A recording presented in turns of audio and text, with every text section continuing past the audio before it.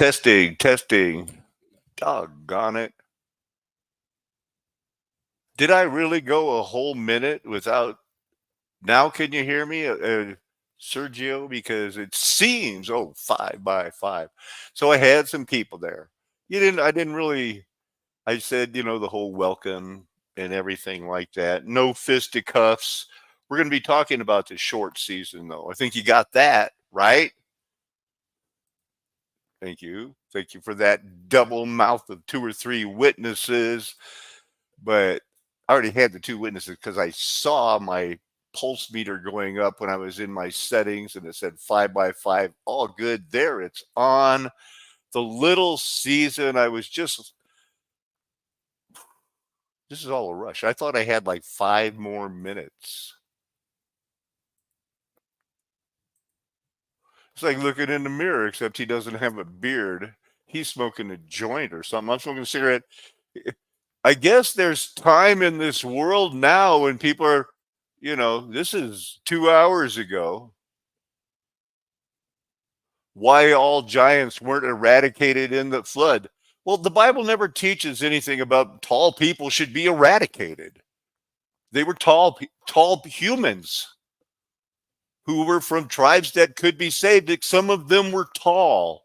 That's what the Bible teaches. Now, this guy who's actually trying to, I think he's actually trying to play the merry matchmaker. We'll get back to his theology. Un momento. No offense. Everyone's entitled to be a homo. Exactly. Well said. This is the guy's channel down here. No, but I'm a homo when I choose to be. Oh. Okay. Oh no. Yeah. Oh, shame, love. Another one that you can't have, eh? Yeah, And you'd make a cute couple. See if you can turn him around. I'm all right. So what's the deal then? You're out of work. Check it out. I got a little bit of buffering here going on. Usually it just snaps right to it, but I can see as the Like I say, it's not a long video anyway.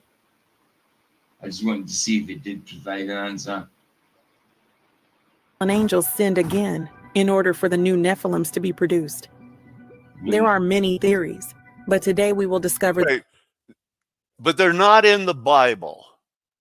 Revelation 6 and 10 don't talk about any of the things of Jubilees, Jasher, or the 5 books of Enoch. Those are the lies they add to the Bible. And you want to be hornswoggled by that? There's a hornswoggling going on. The true reason that Moses directly gives us. But before we get started, this is part 3 of our series called The Book of Giants. Please watch parts 1 and 2. See, I don't think that's right. I could be wrong. Noah. The Bible states that during the time of much evil and sin, when the fallen angels came down, Noah was the only pleasure to the Lord. It could be. Oh. We should look it up.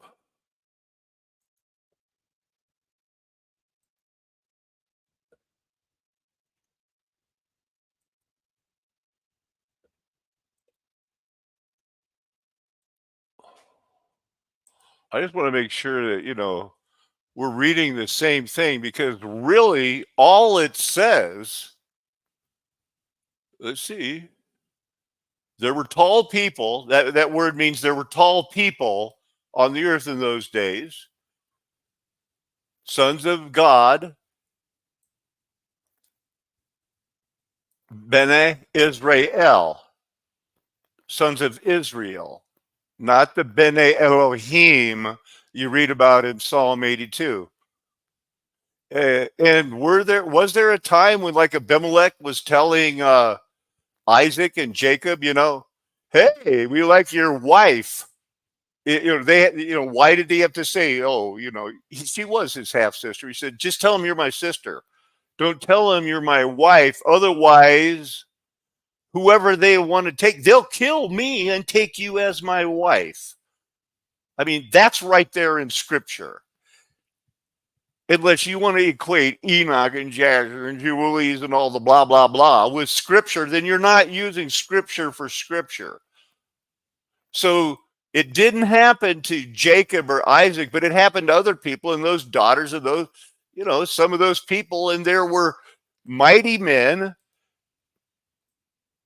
Gibberim, and the Gibberim, the men of renown, were the good guys in the Bible for the most part. The mighty men of Joshua, of King David. Do you want to look it up? We want to,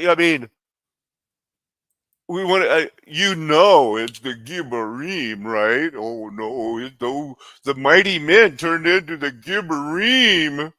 Oh gosh, oh no, these Nephilim.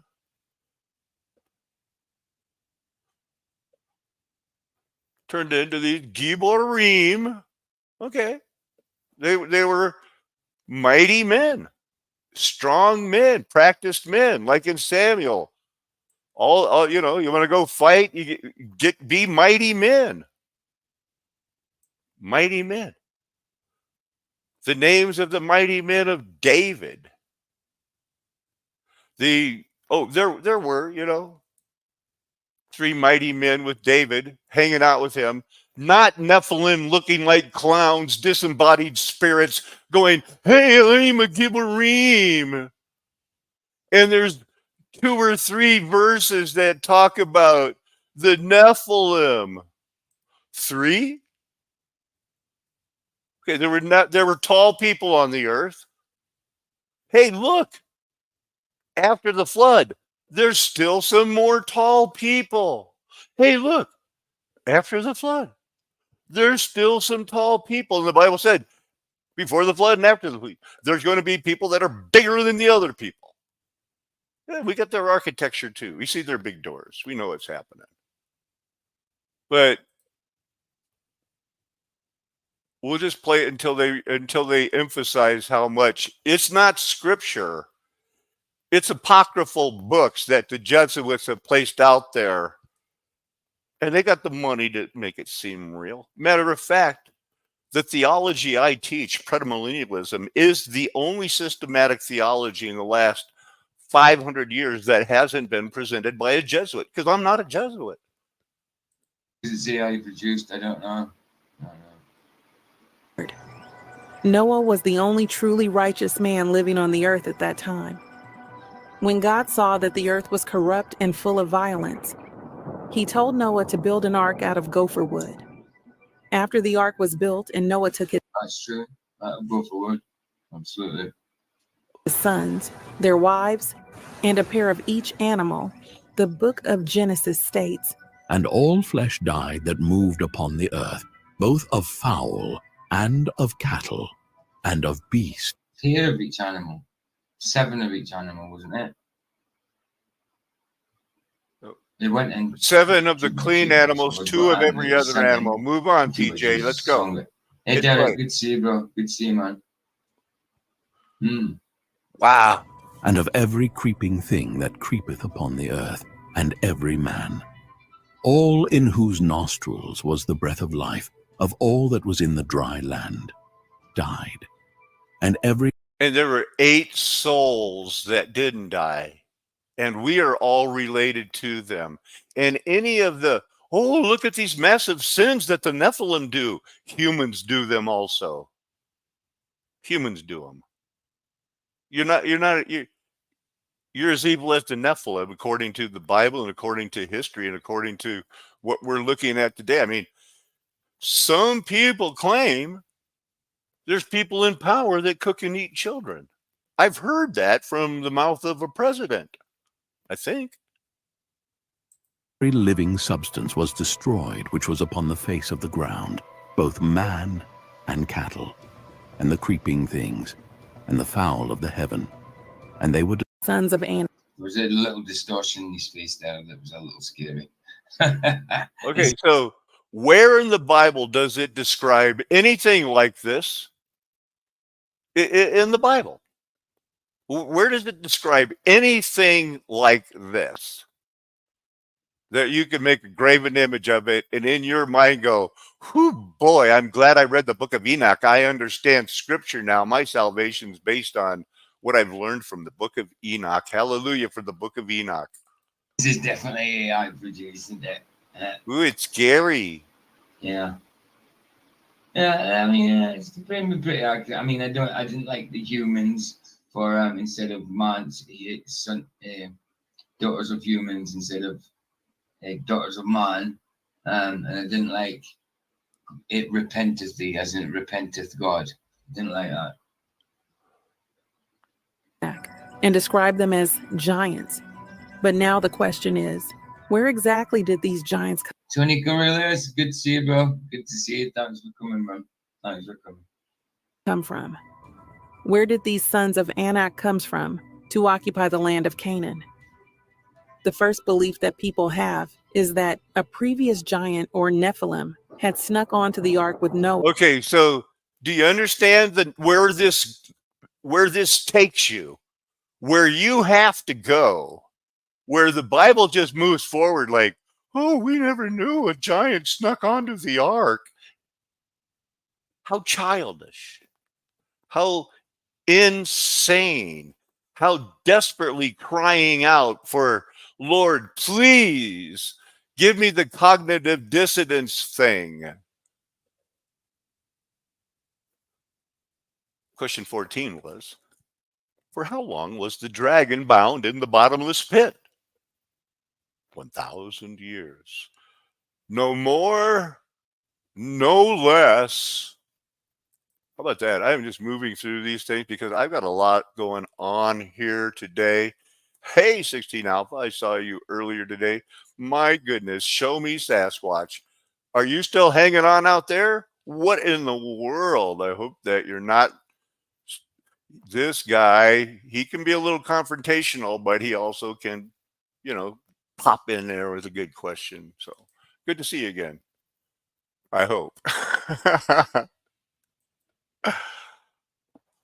We were listening to this earlier today. I saw you there. You got you. Somebody's looking, like, what's the Trinity, man? Live. But it says God was manifest in the flesh. So how do we reconcile this if we're going to be honest with ourselves?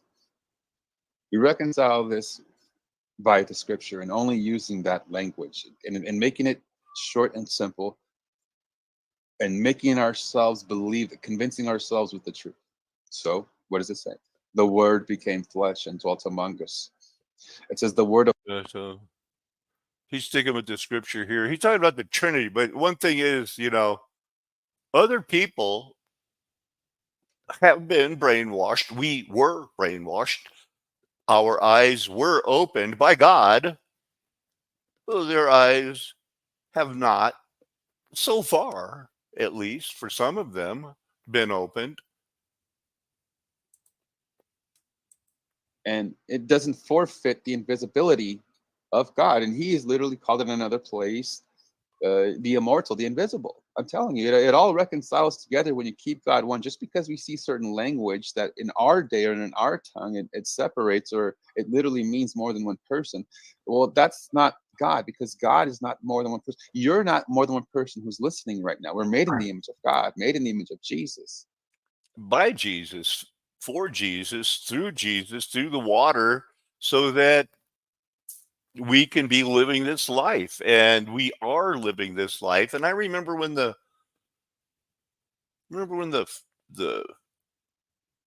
Benjamin Owen and the Bear movement, and he'd come out there playing that piano, and everybody else in the world except RJ and myself knew who he was. But we caught on. He was in famous TV shows, and he thought it was fun to mock the Trinity, and like at first he was kind of like, this flat earth is interesting, and then everybody was, was every funny bear name in the world, we're going to be like bears.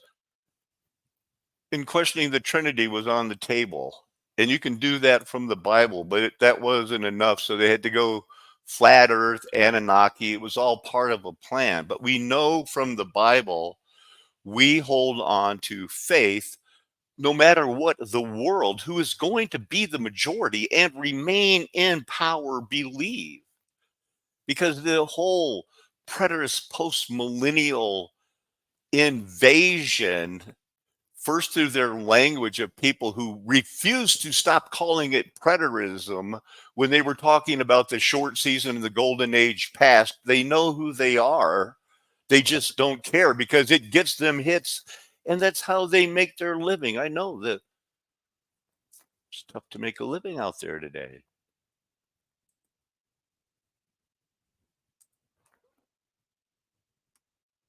This is a doctor. I'm not a doctor. I don't give medical advice, financial advice. I usually show this one thing.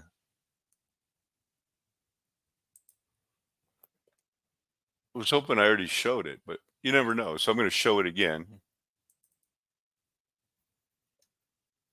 You know, we're going to look at this. And so even though this guy is a doctor, I know that at certain times, you know, I think they took him off of the YouTube. But now he's back on talking turkey with Tom. We're going to hear this part, go back to the beginning. Water or ask the water the question, what is falling down? So the water seems to even be able to think in a kind of humorous, abstract way. And it showed us London Bridge. And then we have some quotes about that water is the essence of life. Should I read it? Now let's see which ones I did save that I wanted to read. Here's what I got so far. Remember how sometimes we look at these pictures? This is the thumbnail. Somehow that made it onto the thumbnail. I was looking at this. I don't know if I saved it or not, but different. Remember how the Bible describes that they would, King Tyre, when they hired him, they'd make the pillars and then they'd put a separate capital on top. Here they didn't, you know, they just fluted them out the same as, well, there's it's a fluted column. I thought that was important for you to see. And we looked at this, the Barabar Caves, and how, I mean, see this scale of accuracy of points between what we would call like less than 0.03. That's how perfect they polished these. Remember we looked at these the other day. I guess this granite doesn't normally get that polished unless you really want it to be polished. And I was looking at these. So here's your modern. We can do stone jars as well as everything else. Well, so here's the modern attempt, and you can see, we'll look at their standard deviations comparatively. So that's just a whopping big number of differences, right? On how smooth they can do. And the ones from the ancient ones were that polished inside and out. These were not. So get it down into language we understand. The best they can do is 0.033. Now they were trying to match 0.002 for the, you know, the interior of these. Well, as you can see, these are order of magnitude that they can't do it. It's just not good enough. Whereas you can see the spikes of the ancient, almost perfect precision. They say, oh, they could do things perfectly. They could make it carve stone. Almost perfect. Okay. There's almost perfect. Mind-boggling, science confusing. So, hey, look, talking turkey with Tom. I clicked because I needed this. This stuff coagulates, not this. This is the structure of a living being. Okay, so he shows some. So we'll look in his What's the timestamp? Did I get the timestamp on this? Oh no, I didn't get the timestamp on it. Oh well. So, and now everybody in the world's talking about, what have you learned in the last 4 years? Well, somehow it involves in what we used to call Flat Earth Nation Golden Age Past. That was a dreamed up title by Do Re Mi in 2016, and we hit the ground running. The famous Doug Bartles, the famous Randy from Wisconsin, others, we tore this up. The Stones cried out. Everybody knows about it. And during COVID, it was perverted, but it was, everybody knows about it.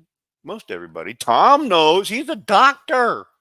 And, you know, he showed all these things going like, wow, I guess I'm going to have to read some of these quotes. Water. So water is generally different from that of bulk water and becomes more bulk-like in cancer cells. Huh. Philip Ball, 20-year editor, Physical Science, he said that.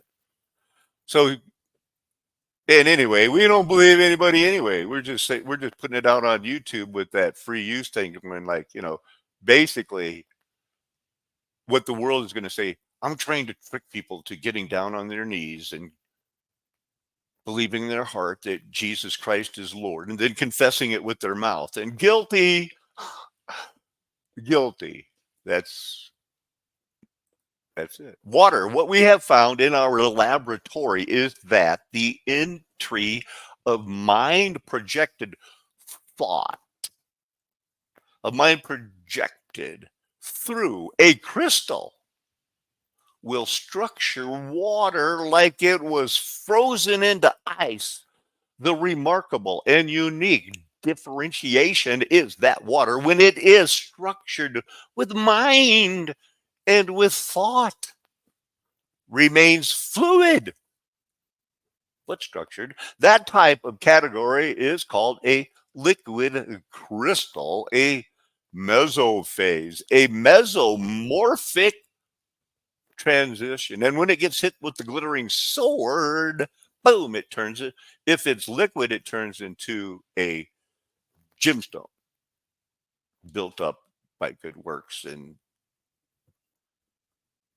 gold, silver is also available for those who, God is a rewarder of those who diligently seek him and knows that he has called us to emulate Christ in suffering and in doing good. Water, since the molecular structure of water is the essence of all life, except Jesus is the word that gives it that life. The man who can control that structure in cell phones will change the world. Okay, that's not a real quote. The real quote is, the man who can control that structure in cellular systems. I was just playing games with your mind. Wow, this is a long one.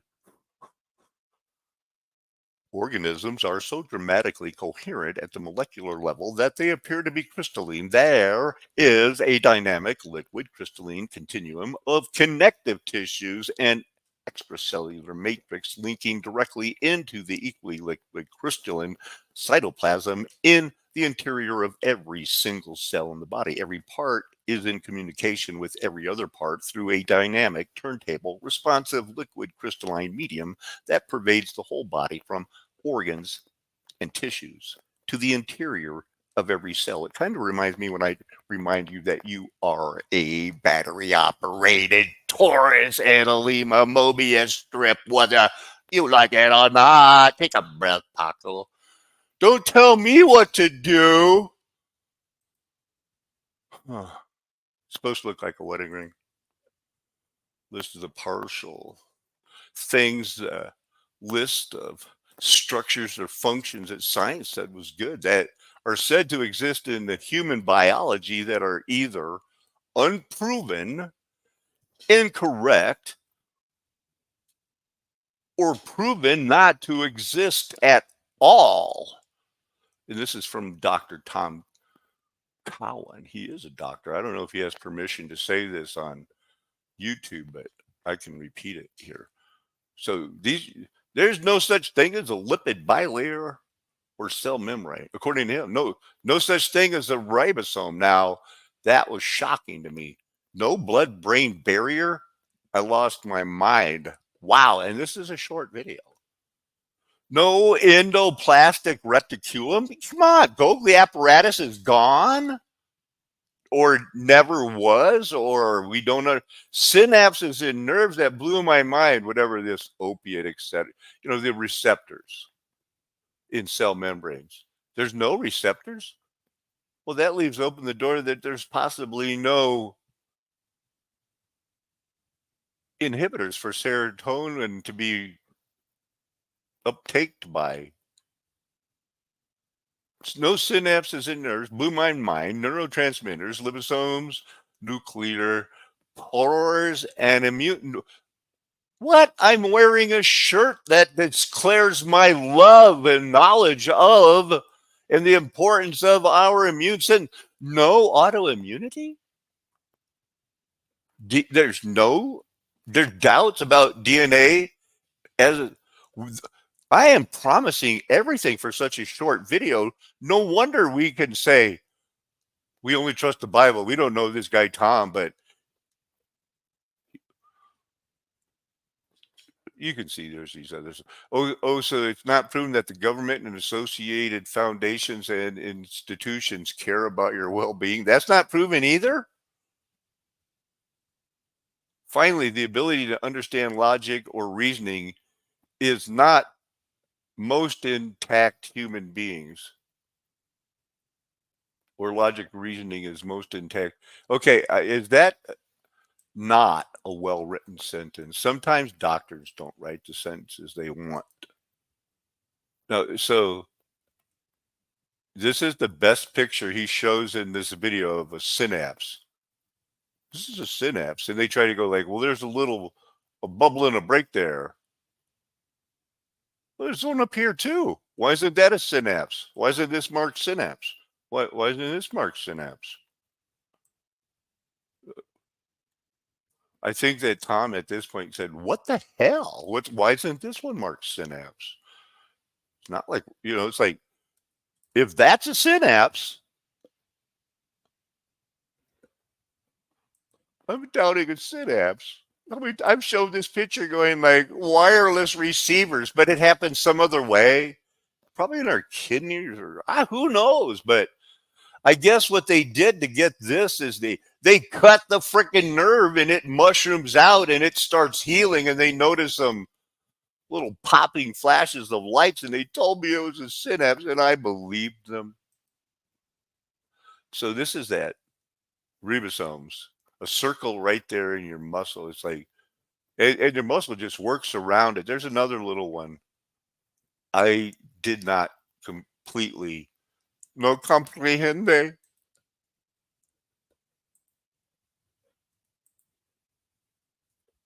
From Sven Gorky and Maywan Ho, is a geneticist, and that it is called a liquid crystal or a mesophase. I already read it. And water. And then we saw the remarkable correspondence between what we actually know is present in the living tissue, which is a circular structure in the middle called a nucleus. And then it has some sort of antenna to collect the information from the outside. And then it's embedded into water, just like the Taj Mahal. And so you can see an image of that. I think he means to say exactly like the Taj Mahal, because when you use the word just, and let me nerd on you here, because I didn't have a problem. A dependency. Look, I was not hooked on phonics, but I liked them. And the word just means it just happened, or it was a just decision by a just God. It's something like that. So I think he means there's other better words, Dr. Tom.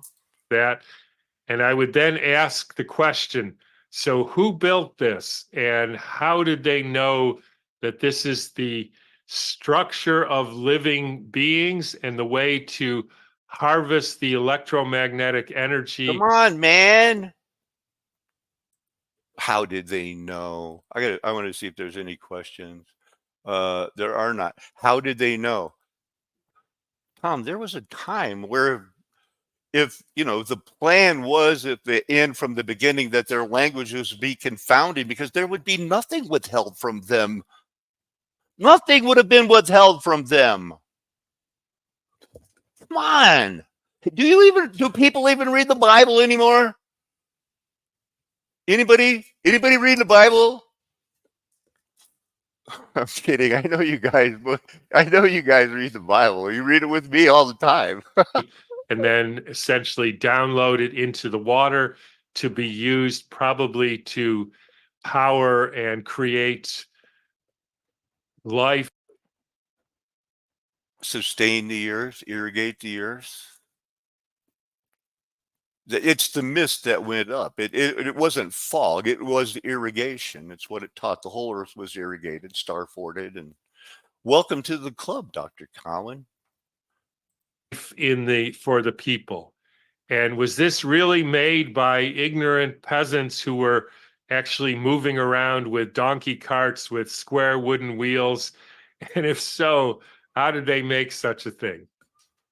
And we see this again in the Vatican, same formation, dome antenna on pillars, which then act like capacitors downloaded into this moving water below. And we see it, I think, St. Petersburg. There you don't see the water.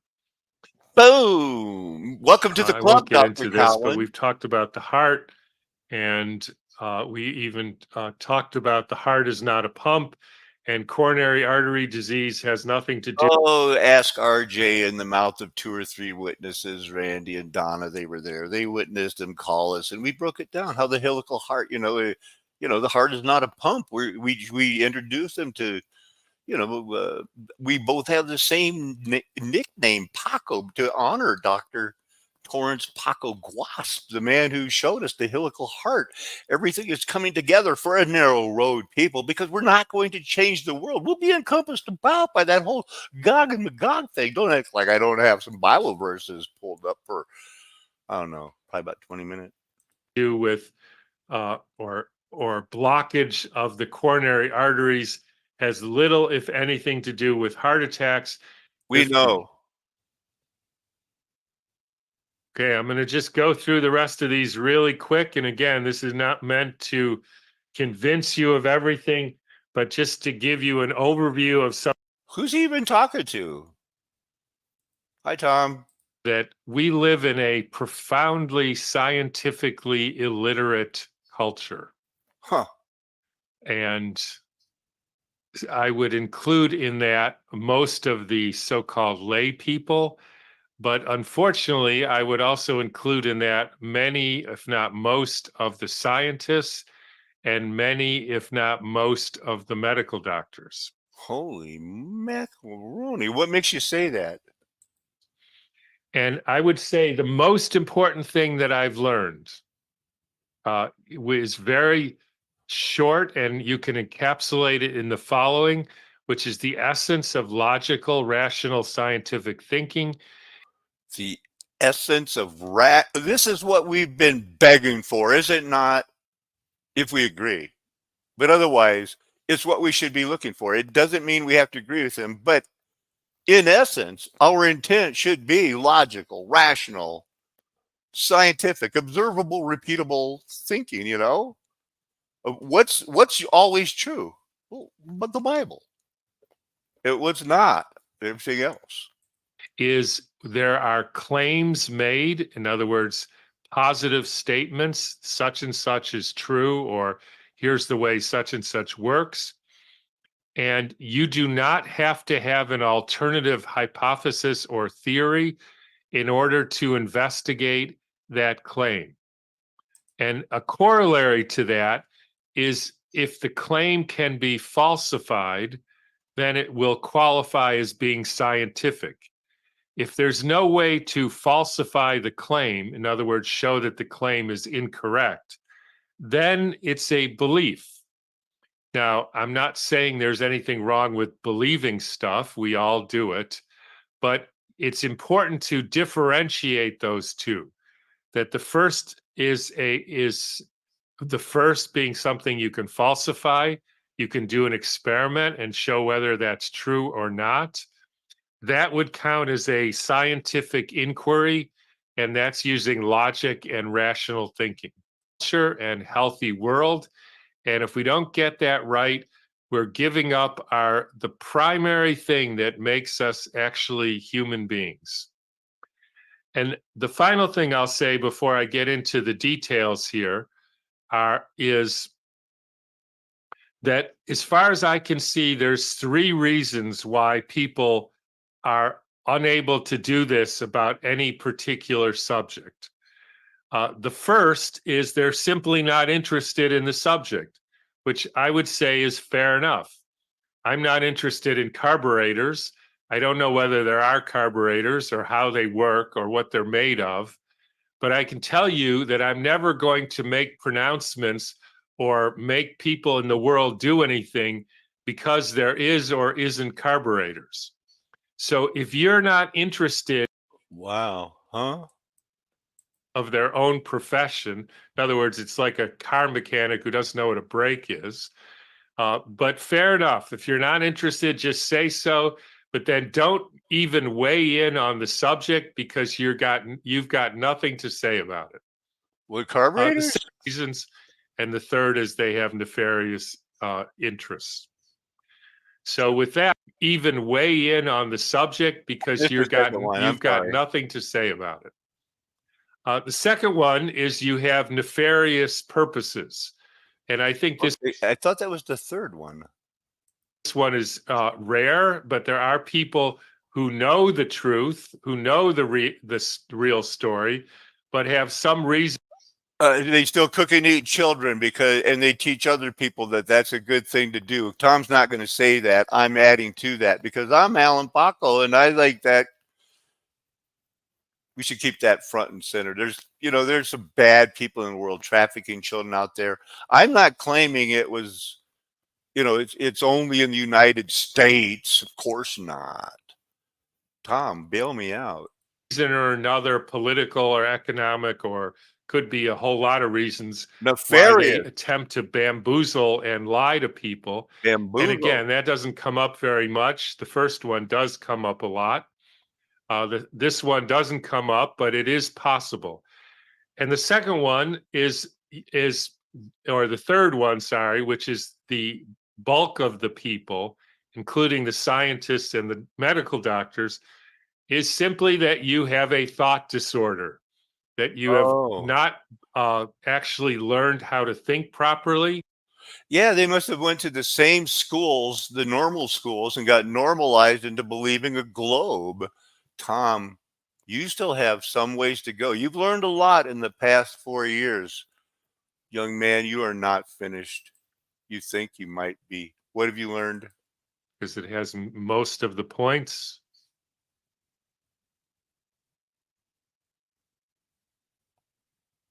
Okay, so hopefully everybody can see this. So here's a quote. Once a person steps on the path that is no path, they will always be tempted, challenged. Unless you have an unshakable commitment to this work, you'll get sidetracked by every. Did they not know they were stepping onto? This is not a path. I guess they're making it a path because it says they stepped onto a path. Okay, word game. The next one was, in order to be effective, truth must penetrate like an arrow, and that is likely to hurt. I didn't think his quotes were that great here on this one. History is a pack of lies about events that never happened, told by people that were not there. That one is somewhat better. It's a little bit better quote. What do you got here, Tommy? Progress consists not in the increase of truth, but in freeing it from wrappings. The truth is obtained like gold, not by letting it grow bigger, but by washing off from it everything that isn't gold. That's a commie, Tommy. Leo Tolstoy. Where are you getting these quotes? two more. Our supposed knowledge today of what life is on a microscopic scale is based only on observations made on dead tissue, which are subject to an astonishingly harmful preparation protocol. For years, they would say, like, let's dump some hydrogen peroxide on it and plump it up. Hey, Sherlock Holmes to Watson. Are we quoting? Not, I've done it. But anyway, how often have I said to you that when you have eliminated the impossible, whatever remains, however improbable, must be the truth? Okay. Loading up quotes. You take these, Tommy. What is this nonsense? Book called Can You Catch a Cold? If you want to look into it more, there's been at least a couple hundred studies. Couple hundred. This one here is a study from March 1919. 9 separate experiments on healthy men to prove contagions, exposing sick people or the bodily fluids. November 1919. Well, that was the end. The 11th of November at the 11th hour, on the 11th minute, they signed a surrender treaty. No, it was an armistice. That war is still technically, and when everybody was time to go home, they sent them home with some people say they sent them home with a present. 1920, more controlled. Okay. Showing that it has been falsified, that sick people make well people or animals sick. That theory has been falsified. We don't know of a single proper controlled study in the medical literature that shows otherwise. So that hypothesis, like I say, has been falsified. Okay, so let's just cut down to the bottom here. Whatever he's hypothesizing about, you probably get it. I don't know what it. We're not doctors here giving advice or financial advice, but I guess there were many of these studies done until the 1940s when they got involved in the war, and they decided they're done. They got it figured out. We got a whole new way of studying things. Something weird about the 1940s, 1950s. So here's some other papers. The quote virus from the host tissue, they admit it openly in emails, which means, because according to their own theory, the virus, so-called, and the host tissue are made of the same material, that is to say, proteins and DNA and RNA. If you've never separated them, you have no idea of which piece, DNA, RNA, protein, came from which source. Therefore, that eliminates the possibility of investigating the DNA or RNA of an alleged virus and claiming that it came from an alleged virus, because you've never separated the two, so you have no basis for that. So this is from 2020. So this is basically, I guess, they knew all, Tom, what we have learned in the past 4 years. This is 4-year-old stuff, but it's new to some of us that this is. It's confusing, right? Because it's like, is this what we were told? Who's this guy? I guess let's just keep listening. Claim. And all I can say, 3 reasons why you don't understand that if you never separate something from the material that it's embedded in, and they're made of the same thing, from then on, you can never say where that part of it came from. And if you don't get that, it's either that you're not interested, you have nefarious purposes, or you have a thought disorder. Therefore, until you isolate, separate. It's the harshness of that. You have a thought disorder. Let's tone it down. As I've learned, I used to be that harsh, or maybe even harsher, but now we should just say things like those in need of a Hegelian dialectic moment. They need to get shot into their senses, but not with electromagnetism. Oh, everything is so violent. Purify the virus, and show that it exists. Any study of the so-called genetic material will never be able to separate where the source, the origin, the provenance of the genetic material came from, and so it is an invalid study. And I would say, period, on that. Again, if that doesn't make sense to you, it's because you have a thought problem.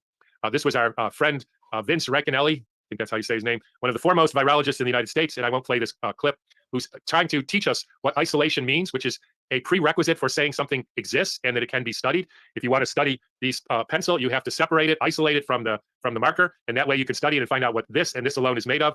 And the clip I have here says, well, we don't really have a definition for isolation, but the best one is the isolation of a virus means the virus has been isolated. And if you think that's a reasonable approach and not the real definition of isolation, which means the separation of one thing from all other things, then you have a thought disorder like Vince does. Okay, never mind. And then we looked at over and over again. You got you on that one, right? The claim that the way, like Vince says, the way you isolate a virus is to take unpurified material, which interestingly, So suffice it to say, we got some questions about what's going on here. And we know things are just only pictures. We're checking up on this guy here to see what's going on in the world. or how about this one? And if you believe those are, then you believe that these show unicorns, or even this one. Oh. But Tom, what about this? Isn't this a picture of the virus? SARS-CoV-2. Here's another one. Now, you remember my pumpkin challenge test? That's Pumpkin when he was a little guy. He's a lot bigger now. And I showed him the next 10 pictures. They were either from viruses, SARS-CoV-2, or broken down kidney biopsies from before 2000. Therefore, couldn't possibly be a virus. And Pumpkin got 6 out of 10 right. How about this one? Compare this one to that one. Looks identical. That one is from a kidney biopsy from before 2000. How about those? There we see a cluster of SARS. Your histology and stuff. So he had some questions about what's going on here. Okay, and then we went on to look at bigger issues in cell biology, trying to find out what of this stuff that we see with under the microscope. Is this boring you? Because I mean, it doesn't bore me. You see these centroids, these 9 microtube. I'm pretty sure I've seen these under the microscopes, frozen in judgment in the stones crying out, because some of their cells get pretty big on those, the great big, the pre-creation. I mean, there are some big 3 Mile giants. You heard of 3 Mile Island, or rabbit trail that, didn't pay off. Because we don't have any sensory input telling us what our tissue is made of.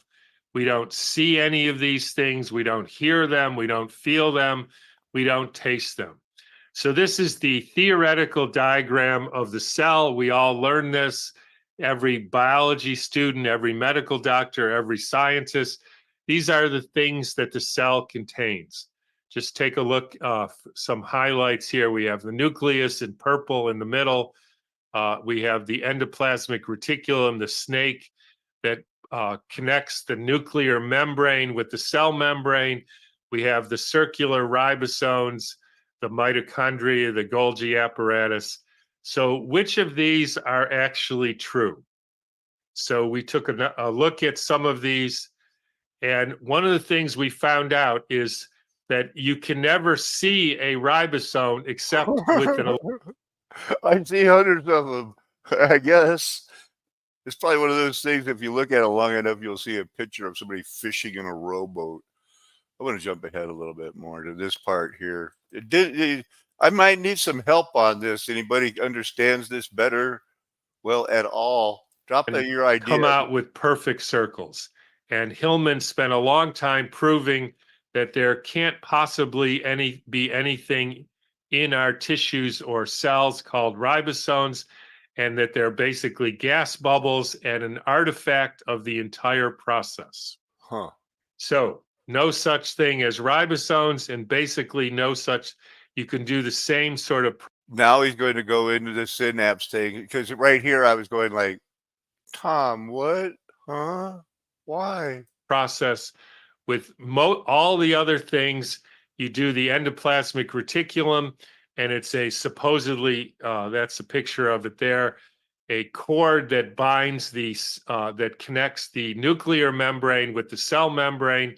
There's many of these cords. When the cell is alive, the tissue is alive, you see the nucleus doing these 360 rotations, and then you have to ask yourself, how come the cords don't get all mixed up when it's rotating 360 degrees? And that also tells you that that cannot possibly be a actual structure in a living tissue. And also the fact that you always see them in this sort of longitudinal section, never in the orientations that you would see in an actual thing that existed in the actual tissue. Ugh. I know. Tom, you're killing us, man. That's supposed to be a faked picture of it? Please. Through which the neurotransmitters, dopamine and serotonin, they travel. So these are little gaps. You can see the gap between one end of the nerve and the other. And I've talked about how there can't possibly be these gaps. They're never seen except in electron microscopy. I spent a number of days looking for a picture of a synapse in an actual nerve. And what I realized years ago is that the nerve impulse, which is basically instantaneous, the time between thinking, move my finger, and moving it is almost nothing. And if there's 20 synapses in the nerves between my brain and my finger, that would take at least 1 second, and that's got even not accounting for the movement down the axon of the nerve. And so this cannot actually be the anatomy of the nerve. And Hillman again went through this and showed that it's because of the dehydration of the nerves and the processes that they use to get this picture, that the nerve breaks, the ends roll up, just like if you cut a piece of wool, the ends separate and they roll up, and that's why you see this. And all these chemicals are released not to propagate a nerve impulse, but as they're released as a result of the function of the nerve. The bricks, and you can dissect the bricks until one so-called molecule is left, and look at each individual molecule, and I guarantee you will never find the blueprint for the house. All you'll find is the components of the bricks, because the blueprint was in the mind of the architect. So again, I went looking for some picture that would show me that there is actually a synapse in the nerve. Spent a whole day looking for this, and you can see the thing in the middle, SY. That was the best picture I found for what a synapse is, and I am completely unconvinced that that represents anything that would possibly be a transmission gap in a nerve. That's just another electron microscopy stained tissue of God knows what. So again, I would say the idea that there are synapses in nerves and therefore neurotransmitters, which is the basis of modern psychiatry and neurology, has been falsified. And unless somebody can demonstrate anatomically by clear dissection with control, so you know that you're not creating artifacts, that theory should be discarded. And then just to pick up one more thing, I looked at the idea, which is commonly heard and even gets into the vaccine issue that there is a blood-brain barrier. In other words, an anatomic barrier between the blood vessels leading to and into the brain and the actual brain tissue. And so I did the thing which I think is the experiment that would show it, just like this. I measured. So I went looking for pictures of the relationship, the barrier between, say, a liver and the blood vessel. And so here you see it, and there is no anatomical barrier, liver and blood vessel. So there is no liver blood barrier. But here's the nerve, and you see the blood vessels in the circular thing. You see them in different orientations. That's what you see when something is actually real. If something is completely uniform in every slice, every possible view, then that thing is an artifact. There's no way you can cut an orange or a banana or anything else real randomly or put it in a blender and have every orientation look like a perfect circle. Simply doesn't happen. And here's the brain blood barrier, and it looks exactly the same. There is no cellophane, there is no anatomical barrier. So again, unless you have a thought disorder or some way to prove this, to show this, which I have not seen, there is no blood-brain barrier. Things obviously get selectively absorbed due to the different qualities of different tissue. So some things show up in the brain more than the liver or kidneys. That's not what's in dispute. The positive claim is there is an anatomical barrier, and I would say that has been disproven.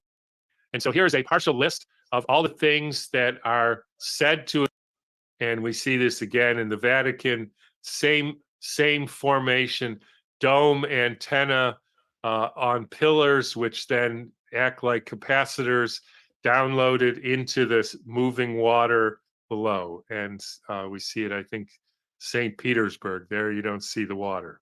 First free settlers arrive. And then 1850, the population is apparently 400,000, and they were living in thatched huts. And then you have a gold rush. And interestingly, you see some primitive structures, but some interesting, with the arrow, you see some other structures that are nearby, which are a little bit out of step here for this. So 1860, 9 years later, the population is 1 million, still not that many people living in very primitive conditions. And here you see from the 1850s or so, the photos of the conditions that the people were living in. And this is about what you would expect from people who, without many skills and without many tools, what they could actually carve out for themselves in And the thing is that most of this house you could have bought and have shipped, and they would ship hundreds of them at a time. You know, it's a kit house, and you put it up and you hope for the best. So prepare for winter. One should always be preparing for winter. Unsettled primitive wilderness, so to speak. And so you see things like this. And this makes a lot of sense. And that's what you would expect people would be able to make. That's not a kit. Using hand tools, and no machinery, and no power tools weren't invented until 1890, etc. No roads, nothing like that. So you see things like this, and you see the guys, and they have probably clothes that they either made themselves or imported from England. And then you see things like this. 1837. So this is when hardly anybody was there. I mean, who built this thing? Dude, I mean, this is Dr. Tom Cowan, and he's asking questions like my lunchbox. We've got, I mean, hey, narrow road. You know, we're not going to make the world great again, but at least we know we're right. We have no reason to doubt. It's time to realize, wow, the best way to fight these guys is not fight them. You know, for them, if they keep spending all the money to come out and fight you and you don't show up, it's not economically feasible for them to keep hunting you while their cities burn. Ladies and gentlemen, it's a flat earth nation. Where did they get the bricks? Where did they get the road? How did they build the road? Who built this structure? Why did they build it? A government house in Sydney, Australia, 1837, 20,000 people in the whole continent, and they're building this castle. Why not? And this is Tasmania nearby, 1840. That was hardly even settled. Here's another amazing structure. Where did they get the bricks? As you can see, this is not me giving medical advice. This is me saying somebody that the world listened to. And it does seem like, this is my opinion, it does seem like Dr. Tom Cowan and his friends kind of won the argument and kind of, there's that Dr. Fauci. Where's he at? Where's he at? And now the guys that used to go like, hey, this guy's stupid. And how do you ever get his job? These are the guys that are still around. That I don't think that Donald Trump, should he be selected the president, is going to rehire him and bring him back, like the return of Elvis, hey, mask up, separate now. It's Fauci back. How did they build this thing in 1841? There are actual photographs. 1854. You see amazing sort of glass and steel structures. Will we have on the narrow road men of renown like Tom Cowan bringing it home for mud flood Armageddon in the near future? Say, thank you, John Levy. But we do have a real rocket scientist. 1854, supposedly people who were riding around in horse-drawn carriages with practically no tires and anything. How did they build such a thing? 1879, how did they build such a thing? So for those of you who still believe in... And I know, my friends, my narrow road, we've heard this 100 times in the last 10 years, and the people that keep bringing it out as new and in Chicago, but he's bringing it out to a notoriously, I don't want to say higher level, because not many are wise in our neck of the woods, right? Us called ones, not many wise. At least it wasn't before Armageddon, but there was a few. Normal history. We need answers to the questions of how, why, what was the actual mechanism of building these ginormous structures in 1879 before there was... It does belittle my argument when you start quoting the Elf Will Ferrell movie and the word, the ginormous thing, that's beneath us. I'm kidding. Was any transportation, before there was any engines, before there were any glass factories anywhere in sight. Who built these? Why did they build them? And more importantly, how did they build them? And then we see the same thing at the Chicago World's Fair. This is, I think, in the late 1800s. So again, we see this 1893 amazing architecture and these buildings that were made before power tools, before there was any engines or paved roads. Honestly, when people hear it for the first time, they get their mind blown. And even if they're usually busy going like, I'm going to prove synapses and ribosomes don't exist, there is no blood barrier, and wow, wait till he sees the San Francisco exposition. Even it's mind-blowing on all levels. And there was some, even, this is a pure gold statue of some Roman deity. Why would they do this? How did they carve these channels, etc., with no machinery? It just boggles the imagination. And so we really have to ask ourselves, is history what we've been told? And I will leave that again here. I went over this in some longer things, and you can look. It's fun, huh? No, this is the part where I really want you to, this is what we're here for. Let's get his opinion right off the cuff. A man that I think is proven, except he doesn't really think that this is all gold. He means it's gold leaf. He doesn't mean pure gold. He knows there's no such thing as a pure gold statue like that. Torn down and destroyed by a fire a few years later. And again, you see these unbelievable structures made in a time where the technology to make something like this simply doesn't exist. Get into the trees. Then we looked at the history of the 'Cause vegetation. that's the new big itchy ear thing, that forget about the living stones. Let's talk about the trees. He has an opinion on this. I think we should listen. That existed in the period. Now here we're talking 1880 to 1920. These enormous trees the likes of which we don't see anymore. And here's some other versions of them. And you see just how enormous these trees are. And then you get into this anomaly, which is the petrified forest, which is that some of these trees, when you cut them, they're actually made of quartz, or they're made of, they have a silica-based crystalline structure.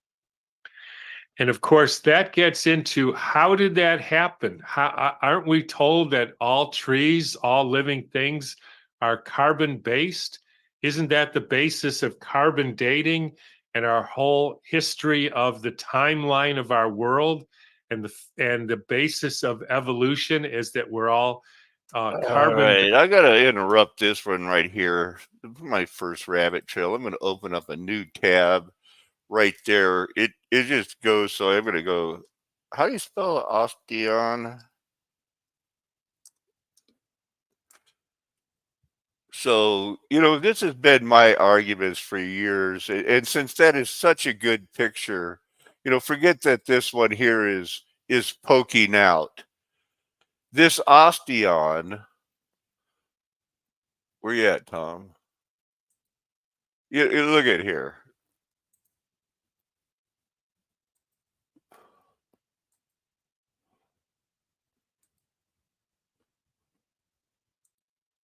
I want you to get a close up.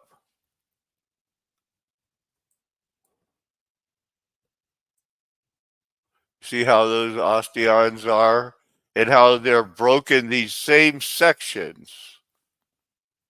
Thank you for that. You see how those osteons are. Here's an osteon, better picture of it. And it's that spongy bone of a titan.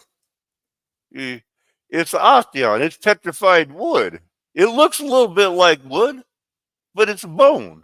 And the reason that these things break off is because they got to have a blood supply, and they run, and sometimes you can get a better view here of how it works. Get more of a visualization on this one. See why it would break in a section? Some of them would look more like tree rings, and other them they just look confusing. But then it'd be like, a tree, I see bark, it's a tree ring. You're not really seeing a tree. Did Tom come to that conclusion? You heard him talk about something called silica. Based. And yet, when you cut down these old trees, you see that they're made of quartz. They're made of silica. And so then you go looking. So how did these carbon-based trees become petrified, become made of silica? And they give you this ridiculous answer. Well, the tree fell in a lake or a stream, and the stream had a lot of silica in it. And then the silica embedded into the tree, and that ended up crystallizing. And then you get these crystallized trees. Of course, we've never been able to see anything like that. But trust us, that's how. All right, petrified boys, you're not arguing only with Paco now. You got a known thinker. It sounds like he's on the good guys. How it worked. And I'm just kidding, but not really. frankly, I don't buy it. And I think the world must have been or may have been. Here you could kind of see whatever would be going on with this end of the osteon, but there's its break because it needed its nerve, oxygen, vein artery breakage here. It looks like this would be some sort of another break. So who knows what actually where this muscle was? Been a very different place, made out of very different things, not so long ago. And here you see a close-up of the inside of a tree. And how could that possibly happen? And then you see these structures that look like living things. That's the structure of a living thing. And so was that actually a living being? And here you see another enormous aspect of these columns that look like honeycombs of bees. And you see just how enormous this is. And is this possibly a living structure? In which case, our whole conception of the earth and what it was made of and what living beings were made of needs to be reevaluated. And again, we don't need to know what is true to know that story doesn't seem to hold up. Now, when they tell us, well, this was volcanic eruption and that's how the lava coagulates into this, but that's actually what happens when there's lava that coagulates, not this. This is the structure of a living being. You see, but when I tried to click it like that, it wouldn't do it. Why are all of these things? Oh, it seems like they're broke off in spaced intervals. Well, doesn't your muscle have, these would have all been hit with a glittering sword, folded in motion. You could probably tell.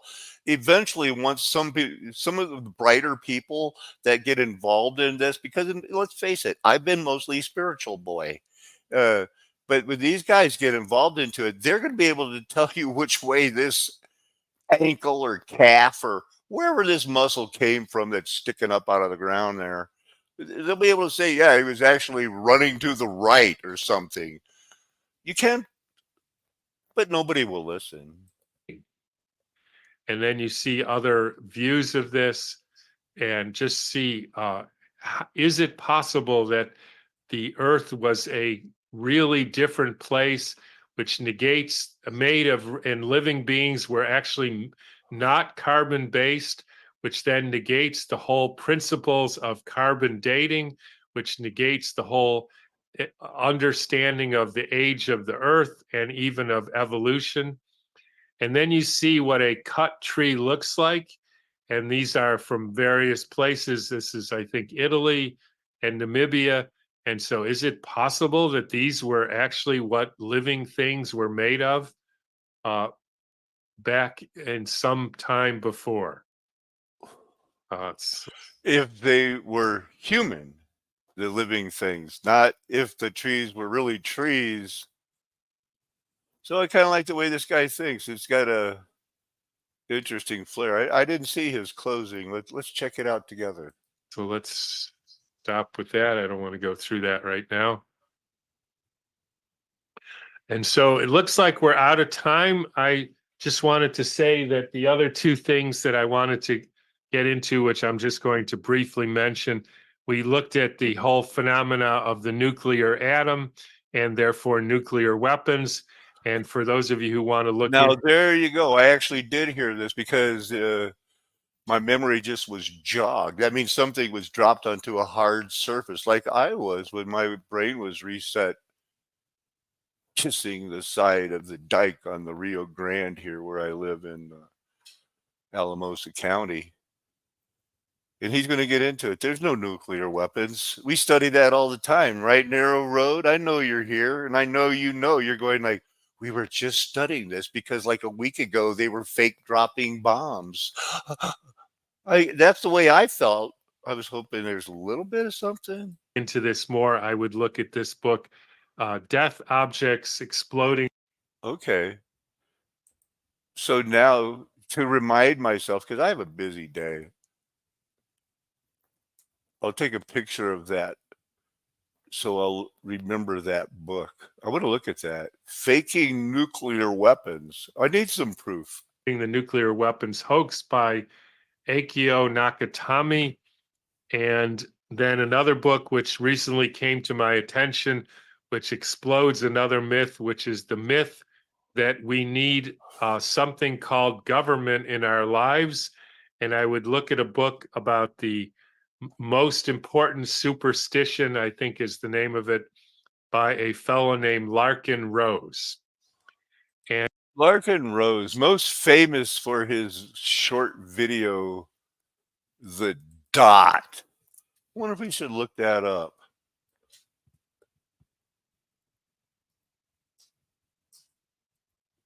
The Dot.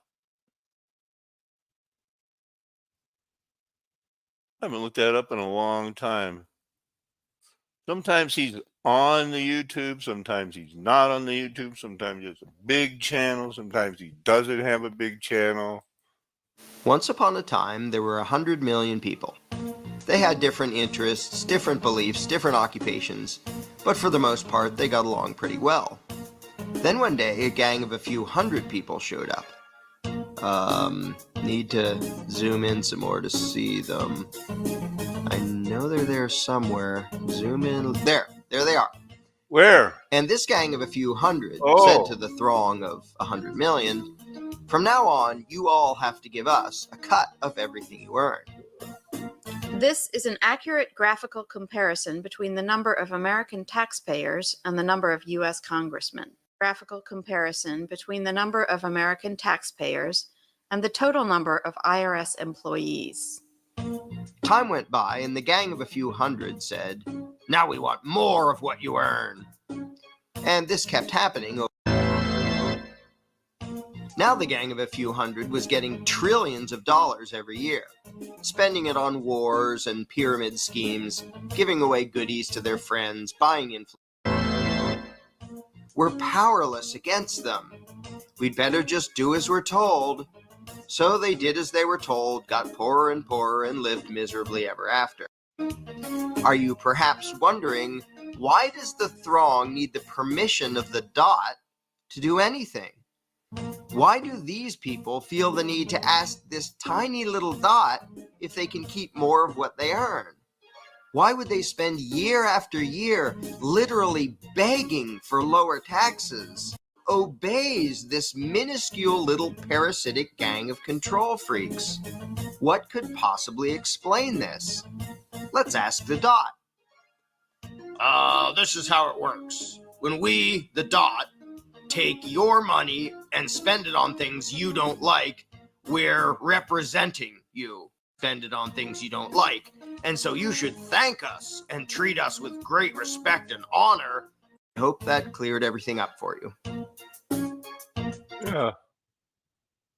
Wow. So not only are we super more informed than we've ever been on how we've been normalized, I guess, now we have a topic, because I've been looking for that whole mouth of 2 or 3 witnesses to be, because it's no fun being, it's like, Ellen Paco and Eric DeBay don't like nuclear weapons. Well, now it's me and Tom Cowan don't like nuclear weapons, and he's saying this guy wrote a book I should read, so I'm going to check it out. But in the meantime, if you could, please remember it's a flat earth nation. The golden age is past, because the mud flood was Armageddon. Me and my friends are never going to tell you anything else. Why would we? We're trying to prove we have your best interest at heart. Amen. Hallelujah. Aho. Aloha. Arriba dirty ciao. Sayonara. Avida se naka.